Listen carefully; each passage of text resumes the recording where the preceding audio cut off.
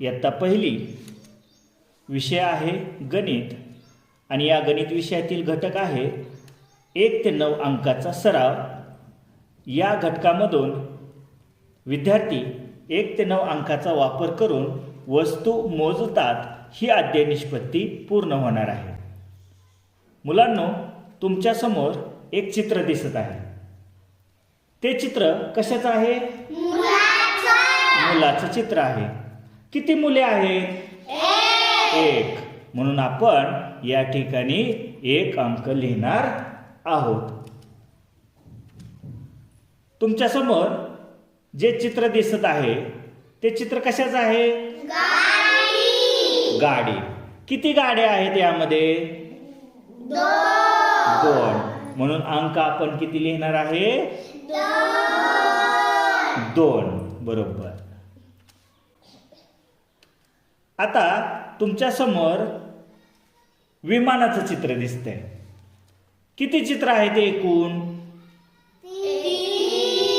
3। म्हणून या 3 चित्रासाठी आपण 3 अंक लिहिला। या ठिकाणी 2 मुलं आणि त्याचे आई वडील चालत आहेत। म्हणजे या चित्रामध्ये एकूण व्यक्ती किती झाले? 1 2 3 4। 4 व्यक्ती झाले। म्हणून आपण या 4 व्यक्तीसाठी अंक किती घेतला? 4।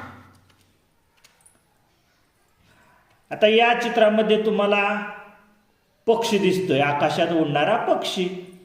आता एकूण किती पक्षी तुम्हाला दिसतायत? 5। मग या 5 पक्षासाठी आपण किती अंक लिहिणार आहे? 5। आता तुमच्या समोर घोडा चालत आहे, बरोबर? किती घोडे चालत आहेत? मोजा बरं। 1 2 3 4 5 6। म्हणून आपण या 6 घोड्यासाठी 6 अंक काढायचा आहे। आपण 6 अंक या ठिकाणी काढलेला आहे। यानंतर तुमच्या समोर बॉल दिसत आहे, बरोबर? त्याला चेंडू म्हणता तुम्ही। हे किती चेंडू आहेत रे? 7। किती आहेत? 7। म्हणून 7 चेंडूसाठी आपण अंक किती लिहिला? 7। आता तुमच्या समोर जे चित्र दिसतंय ते चित्र कशाचं आहे मला सांगा बरं? छत्री। छत्रीचं आहे। किती छत्री आहेत रे यामध्ये एकूण? किती? 8। 8 छत्री आहेत। म्हणून या ठिकाणी आपण अंक किती लिहिणार आहे? 8। बरोबर। आता तुमच्या समोर जे चित्र आलेलं आहे ते ट्रॅक्टरचं चित्र आहे, बरोबर? ज्या ट्रॅक्टरचा उपयोग आपण शेतामध्ये करत असतो।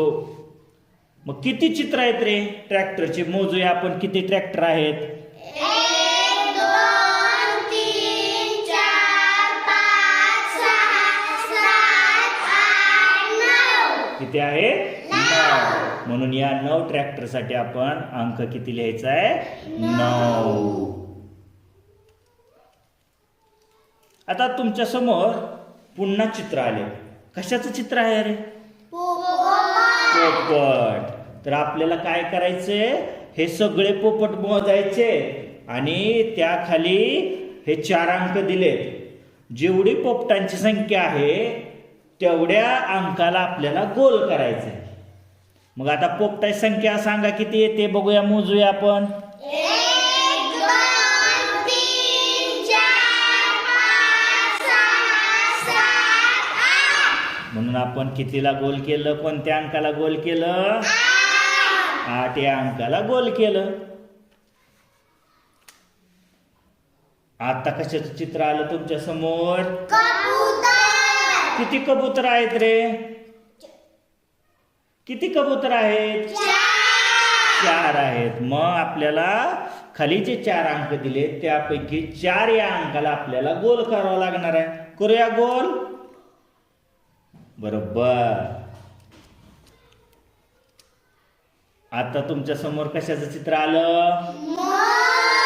मोर. किती मोर आहेत मोजा बरं. 1 2 3. 3.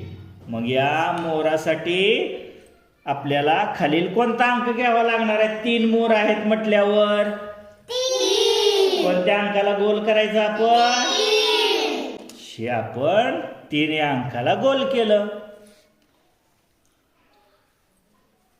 आता तुमच्या समोर चित्र आहे कावळ्याचं. किती कावळे आहेत रे. 1 2 3 4 5. 5 आहेत. मग खाली हे 4 अंक दिलेत त्यापैकी कोणत्या अंकाला गोल करावं लागणार आहे आपल्याला. 5. त्याला आपण गोल केलं. आता तुमच्या समोर एक पक्षी आकाशात उंच उंच उडतोय. मग माझा प्रश्न आहे या पक्षाला पंख किती आहेत रे. 2. मग पक्षाला पंख 2 आहेत म्हणून आपण अंक किती लिहावा लागणार आहे.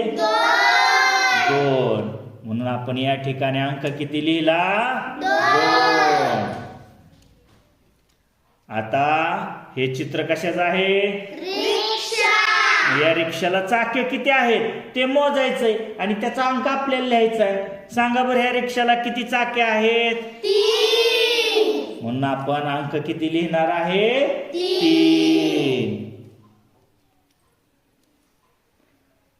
आता हे झुरळाचं चित्र आहे बरोबर. मग या झुरळाला पाय किती आहेत. 6. म्हणून आपण अंक किती लिहिणार आहे. 6. Very good. आता तुमच्या समोर एक चित्र दिसतंय. त्या चित्राचं निरीक्षण करा. आता या चित्रामध्ये मी हे जे समोर चित्र दिलेलं आहे तुम्हाला बाहुलीचं. अशा किती बाहुल्या आहेत रे या चित्रामध्ये. म्हणून आपण या चित्रामध्ये एक बाहुली आहे म्हणून आपण या बाहुलीच्या चित्रासमोर अंक किती लिहायचा आहे. 1. आता खाली जे चित्र दिलेलं आहे ते बॅगेचं आहे.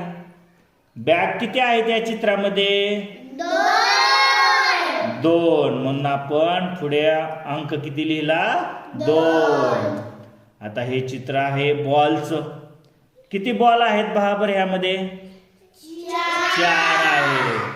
म्हणून आपण या बॉलच्या समोर अंक किती लिहावा लागणार आहे. 4. आता पहा हे चित्र आहे गाडीचं आणि या चित्रामध्ये किती गाड्यात मोजूया आपण. 1 2 3 4. किती गाड्या आहेत. 4. म्हणून आपण अंक या ठिकाणी किती लिहिणार आहे. 4.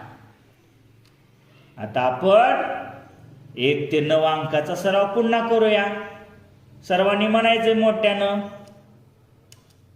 9. Very good. तर अशा पद्धतीने आपण 1 ते 9 अंकाचा सराव आपण या ठिकाणी पाहिलेला आहे.